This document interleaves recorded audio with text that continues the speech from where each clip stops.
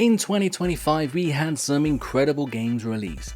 Games like Expedition 33, Kingdom Come Deliverance 2, Ghost of Yotai, and of course Death Stranding 2, just to name a few. Alongside this, we had some terrible games released as well, and two of these games I decided to go back and actually platinum. And I would like to thank the past me for getting a lot of the trophies for those two games done at the time of release, so future me didn't have to spend too long on them. In this video, we get a total of 34 trophies and of course the 4 platinums. So without further ado, to those that haven't already, please press both like and subscribe, and let's get into the video. For this video, I thought it would be best to not give you the 2 worst games of 2025 right at the beginning, so instead we start off with a nice relaxing platformer. This game is called Yooka-Laylee. When I first played this game, I honestly did not know what to expect, as I had never heard of this game series before, but I have to admit, it's a lot of fun. Something you can just sit back, relax and play without any sort of stress. And the trophies for this game reflect that. I hadn't played the game in almost 3 months, so I tackled some of the easier trophies first. For equipping a complete outfit, we got the trophy Looking Good. I used the camo cloak ability continuously for 30 seconds, giving us the trophy Seeing It Through. Then I replayed a challenge I had previously completed for the trophy Laylee. And finally, I equipped a costume piece in every slot, giving us the trophy Costume Haul. After learning the ropes of the game again, it was time that I went through and got the rest of the collectibles that I needed. First up, we got Ghost Righted, where I had to collect the reward for finding all the ghost writers in a level. Time to get ourselves another easy trophy now. I've had several opportunities to get this trophy before,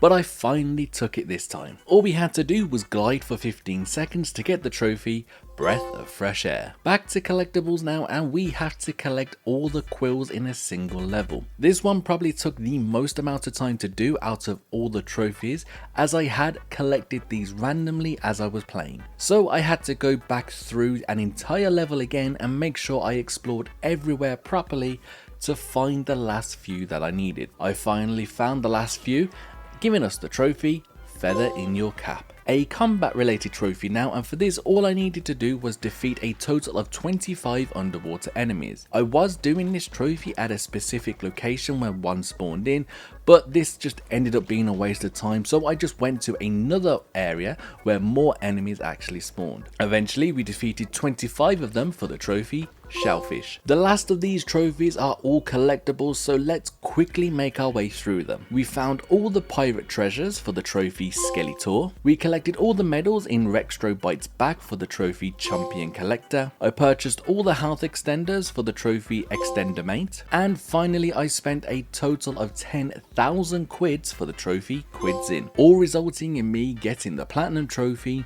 International Laylee Day. Now that we have a platinum in one of our fun games, it's time we got the platinum trophy in what I believe is second place for one of the worst games of 2025, and that is Dragon Age The Veilguard. We only have 4 trophies to collect in this game, and before we even get started I was worried. I was worried because as I was looking through the guide for this platinum, it informed me that one of the trophies that I needed was missable.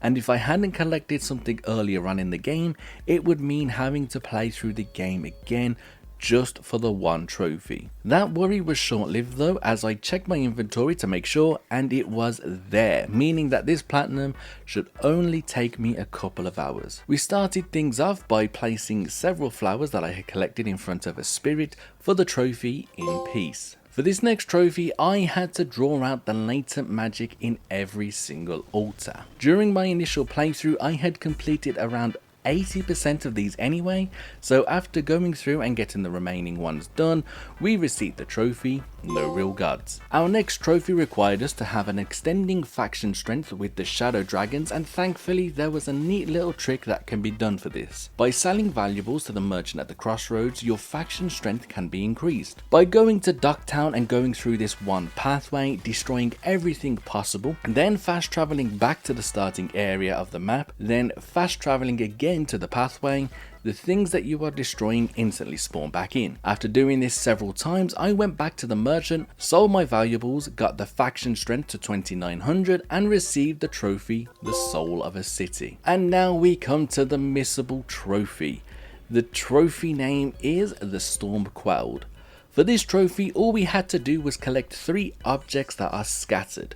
By collecting all 3, we unlock a secret ending. If you just miss one of these, you have to do an entirely new playthrough of the game. It turns out I had actually collected 2 of the 3 that was needed, so after collecting the final one, completing the game for the final time and watching the secret ending, we received the trophy, the Storm Quelled, which then finally gave us the trophy, a complete deck. And with that game out of the way and quickly deleted from our PS5, it is time we move on to a game that definitely deserves the top spot for the worst game released in 2025, and of course that is Mind's Eye. Thankfully for both you and I, this trophy list is very short. I only had to get 2 trophies for the Platinum, and I regret not getting them when I first played the game. They were such easy trophies to get as well. I will give this game one sort of prop though, and that is the fact that you can replay missions.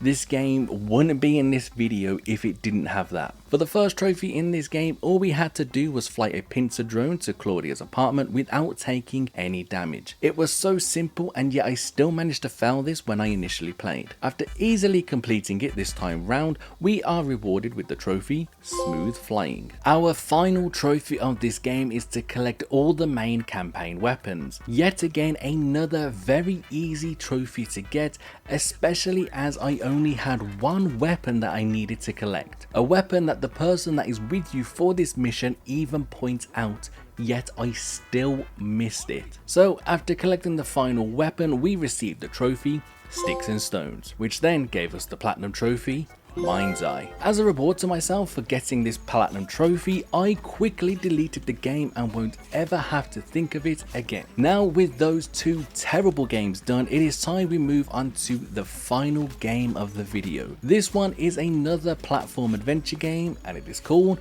SpongeBob SquarePants Titans of the Tide. Despite never really being a fan of the TV series, the 2 SpongeBob games that I have played, this and Cosmic Shake, have been really fun to play. Despite the fact that I just said that these games have been really fun to play, this first trophy that we need to get was not enjoyable at all. We have to reach a total score of 999 when making Krabby Patties. Sounds simple enough. No, this took me so many attempts I actually lost count. For such a simple minigame, it was a difficult one. All you have to do is press a button on the controller when the timer circle underneath each patty is green. Simple, right? Nope. When it gets to the later stages of the minigame, you basically have to spam the buttons and hope for the best. After this didn't work, I ended up letting 2 of the 4 patties burn and just focused on the 2 remaining. Despite doing this, it still took me another 3 tries of the minigame before finally getting it completed and receiving the trophy, Chef's Kiss. To take out my frustration, I decided to hit some of the tables outside and ended up accidentally hitting an NPC. Turns out this was the 100th NPC that I hit, and as a prize I was given the trophy, Agent of Chaos. For our next trophy, we have to complete some side quests. I had already done the side quest for Mrs. Puff and Squidward, so for the last one we just have to find a lost ticket and return it to Fred. After quickly collecting the ticket and returning it, we receive the trophy, Bummer Vacation. Another simple trophy now. I took a photo while in photo mode and got the trophy, Cheese. More side quests now. I had to help both Gary and Squilliam. Both of these I hadn't yet completed. After going through the level, collecting as much as I possibly could to help me with future trophies, I returned everything back to them and received the trophy, Exquisite Shenanigans. Another passive trophy now that I really should have gotten during my original playthrough, and that was to collect 100 jellyfish. For collecting 100, you are rewarded with the trophy, Firmly Grasp It. So the next 3 trophies are all side quest related, so let's quickly make our way through them. First, we have to help both Karen and Tom. For completing their side quest, we received the trophy From Dungeon to Crawler. Next, we need to complete all the races available for the trophy, the most totally awesome perfect race. Then finally, finally, we have to help Sandy get all her clothes back for the trophy. They don't call me Cheeks for nothing. And with that, the only things remaining are collectibles, combat challenges, and purchasing clothes. With everything that I have done previously, I was able to buy the remaining underpant pieces to get the max amount of health for the trophy all maxed out. It was at this time I realized that I had missed out on one collectible, and that was TVs. There is a total of 10 to collect, and it is required for 2 trophies. So I had to go back through every level again and find the ones that I didn't pick up. Eventually I found it, I went to the location that I needed and watched TV and was given a sea shanty. I will play part of the sea shanty that was sung to me. Quick note, if this next part is muted, it was because of copyright, but here is hoping that it plays just fine.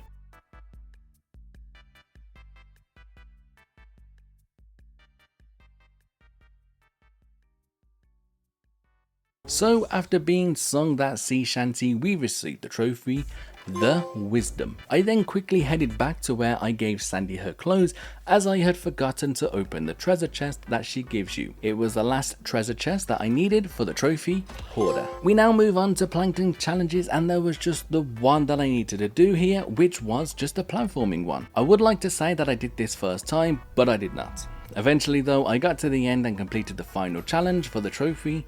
Did all those things. Our next trophy is somewhat combat related. As Patrick, all I simply had to do was throw 20 ghosts into goo. I thought this trophy was bugged for a while, as I had well over 20 and the trophy wasn't popping. I think I was throwing the ghost a little bit too far and they wasn't actually landing in the goo, but instead hitting the ball at the back. Eventually though, I threw one final one into the goo and received the trophy, Cool Them Off. Now this is where I thought I was going to finish the game, but the game had other plans. Turns out I had missed yet another collectible which would allow me to unlock the final costume of the game. There are several golden balloons located on every level that you need to pop, and you guessed it, I was missing just one. I spent a total of 20 minutes going through each level again to try and find the one that I missed, and of course it was near the end of one of those levels. I popped that balloon, went into the shop,